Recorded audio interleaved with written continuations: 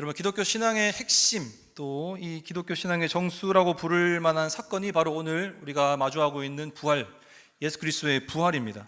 이 부활이 없다면 예수님의 십자가 자체가 역시 거짓이 되는 것이죠.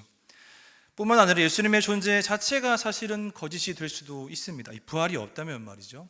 이 부활이 없다면 우리가 이 땅에서 당하고 있는 수많은 고난 가운데서 우리가 버티고 인내해야 할, 살아가야 할 이유와 목적이 없다는 것입니다. 예수님께서 십자가에서 죽으심과 부활하심으로 인해 대속의 은혜, 구원을 이루어 주셨습니다.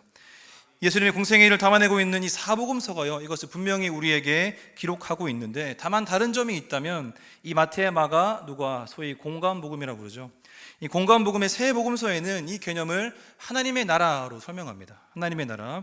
반해서 이 요한복음에서는요, 이 나라라고 하는 단어가 표현이 두 번밖에 사용되지 않고요, 오히려 영생이라는 표현으로 많이 선포되고 있습니다. 그래서 이 요한복음에는 영생이라는 이 단어가 무려 20번이 나오고요, 이 공관복음을 세 권 다 합쳐도 영생이라는 게 12번밖에 나오지 않습니다. 그만큼 요한복음은 이 영생을 굉장히 강조해서 우리에게 복음을 설명하고 있는데요, 요한은 하나님의 나라가 예수 그리스도의 초림으로 인해 이미 우리 가운데 임했다 과 동시에 곧 완성될 것을 강조하고 있는데, 그 이미와 아직 사이에 지금을 살아가고 있는 우리는 그 새로운 생명에 들어가고 있음과 동시에 그 영생에 참여하고 있다라는 것을 강조하고 있습니다. 그리고 이 영생은 오로지 믿는 자에게만 주어진다라고 하는 것을 분명히 우리에게 밝히고 있습니다. 그것이 오늘 본문의 말씀인데요, 사실 이 본문은 성경 전체의 주제라고도 할 수 있습니다. 요한복음 3장 16절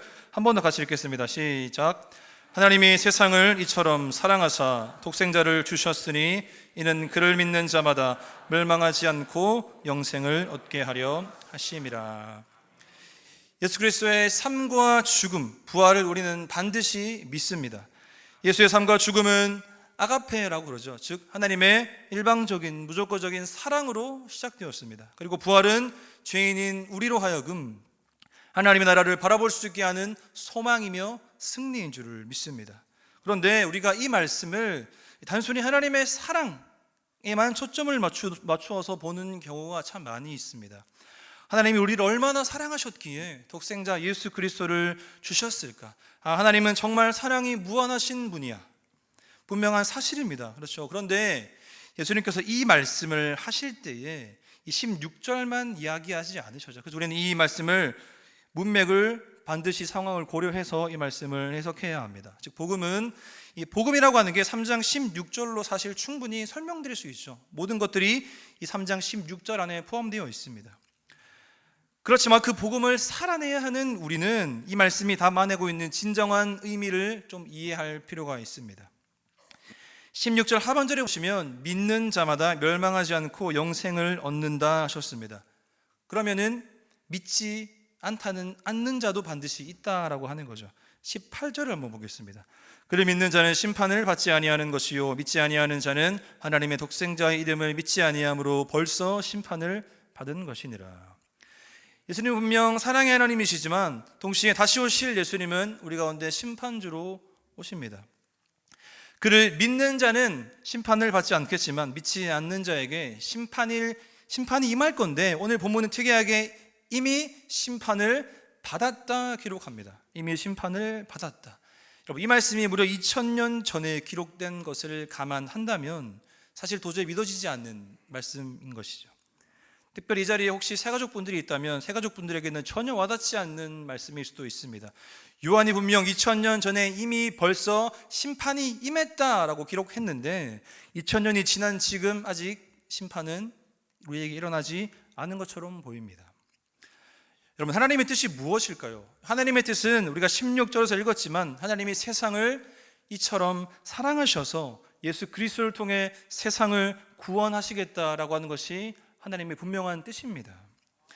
여러분, 구원의 은혜는 모두에게 열려 있죠. 그러나 여러분, 또 반대로 모든 사람이 구원을 받지는 못합니다. 하나님의 사랑과 은혜와 뜻이 세상을 분명 위한 것이지만 우리가 오늘 묵상해야 될 부분이 있다면, 세상이 하나님의 뜻을 거역하고 거절하는 것 또한 하나님이 허락하셨다라는 겁니다. 이것을 여러분 하나님의 절대적인 주권과 동시에 인간의 책임으로 설명할 수 있습니다.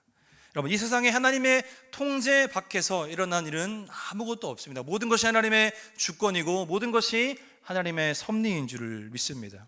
여러분, 에덴 동산에서 절대로 따먹어서는 안 돼, 반드시 죽으리라 말씀하셨지만 아담과 하와가 선악과를 따먹었습니다. 그런데 하나님께서는 그것을 그냥 허용하셨습니다. 하나님은 인간이 하나님께서 주신 그 자유의지를 가지고 하나님의 뜻을 거역하고 죄를 짓는 것뿐만 아니라 하나님을 반대하는 것을 허락하셨습니다. 이 부분을 우리는 성경에서 많이 확인할 수 있습니다. 이게 무슨 말이냐면 이는 전적으로 죄와 사망과 죽음이 하나님께 있는 게 아니라 전적인 책임이 우리에게 있다는 것을 의미합니다. 죄인인 인간에게 예수 그리스도라고 하는 생명의 빛이 임했습니다. 그런데 인간이 그 빛을 거부하고 계속 어둠 가운데 걸어가고 있는 그 선택에 대한 결과다라고 하는 겁니다. 그리고 예수님은 말해도 믿지 않는 그들을 내버려 두십니다. 이것을 유기라고 하죠. 결국 예수님을 믿지 않는 삶 자체가 이미 심판 아래 있다라는 말씀입니다. 사랑하는 성도 여러분, 하나님은 우리만 사랑하신 것이 아니라 세상을 사랑하신 줄을 믿습니다. 우리가 오늘 새생명 전도 축제를 하고 오늘 부활절 칸타타로 찬양을 하는 이유가 여기에 있어야 합니다. 하나님이 세상을 사랑하셔서 이 땅에 오신 것처럼 우리도 세상을 복음으로 사랑해야 하는 것입니다.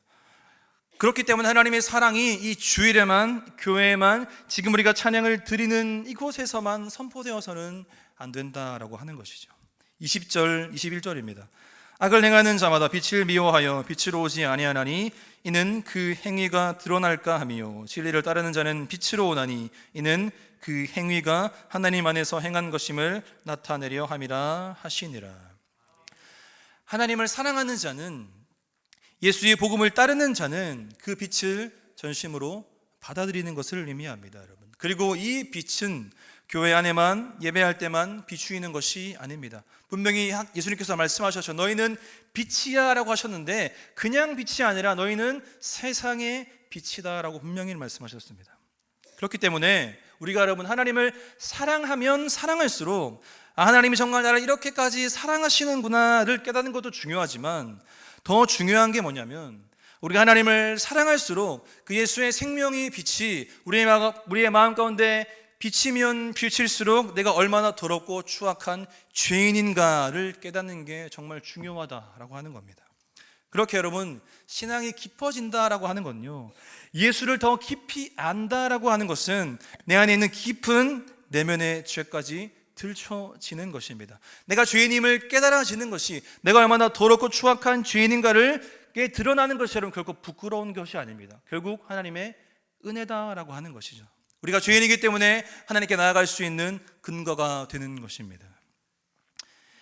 이제는 이 하나님이 우리를 이처럼 사랑하셨다라고 하는 말씀이 오늘 아름다운 찬양으로 이곳에서 선포될 것입니다. 이 칸타타라는 말에 오늘 제가 좀 찾아봤는데요, 이 칸타타라고 하는 말이 이태리어 동사인 칸타레에서 유래한 단어인데 이게 직역하면 노래되는 곡이라는 의미를 가지고 있답니다. 그래서 오페라와 비슷한 성격을 가지고 있지만 결정적인 차이는 무대 장치나 연기 등이 없고 오직 음악과 가사로 찬양 메시지를 전달하는 것을 칸타타라고 이야기를 하더라고요. 이 시간에 울리는, 우리 연합 찬양대를 통해 울리는 아름다운 음악과 또 선포되는 가사가 단순히 음악에 그치는 것이 아니라 그냥 단순히 여러분들의 마음의 감동 정도로 끝나는 것이 아니라 여러분 모두에게 들리는 복음이 되기를 주님의 이름으로 소망합니다. 이 세상 무엇과도 바꿀 수 없는 가장 귀한 가치인 그 복음, 복음에는 위대한 능력과 은혜가 있는 시간, 또 특별히 혹시 이 자리에 처음 나오신 분이 계시다면 이 하나님이 이처럼 세상을 사랑하심이 경험되고 깨달아지는 귀한 시간이 되기를 주님의 이름으로 간절히 축원드립니다. 기도하겠습니다. 사랑의 하나님, 하나님이 세상을